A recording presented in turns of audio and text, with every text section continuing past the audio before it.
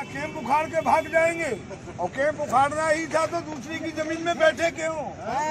दूसरे की जमीन में बैठे क्यों? अखाड़ा है, हमने सम्मान किया, अब वो खाल से बसाना चाहते हैं जिनसे पैसा लेते हैं।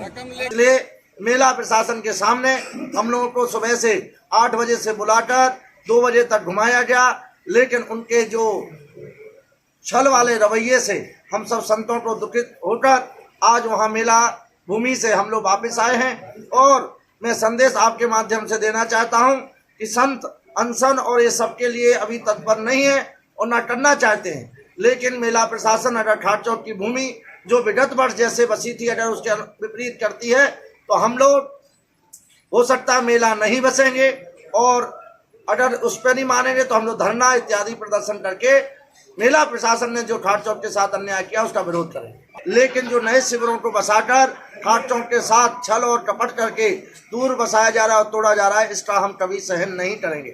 इसके लोग में गए तो धीरे धीरे खत्म हो जाएगा। कोई खालसे के लोग में नहीं है, हम लोग ठाट चौक के साथ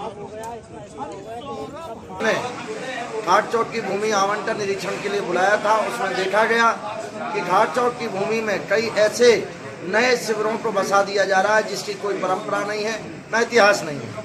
हमारा निवेदन है कि 2019-20 में मेला प्रशासन ने बिना ठाट चौक के अवगत के बिना ठाट चौक की भूमि में अखाड़ों को स्थापित कर दिया गया था, लेकिन मेला अधिकारी ने हम लोगों के कहने पर विरोध करने पर उन्होंने एक पत्र जारी करके हम लोगों को दिया था कि यह परंपरा केवल इसी वर्ष के लिए, भविष्य के लिए नहीं है।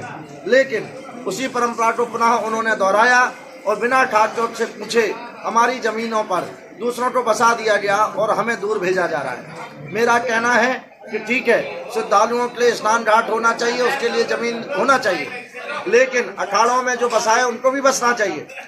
और मराठी उनकी चाल है, वो लोग धीरे धीरे तीन अपने बैरागियों में खत्म, तीन बचे अखाड़े बैरागियों के, उनमें भी नाश करने के चक्कर में धीरे धीरे पूरी जमीन सर। और आपको स्मरण होगा, मैं बता रहा हूँ, हम लोगों के एक शिविर नहीं बचने दिए थे पिछले कुंभ में, और पीपा पोलो और गंगा जो पंडाल बनाया था सारे में उनके सन्यासियों के सारे रावटी लावला के सब बचे।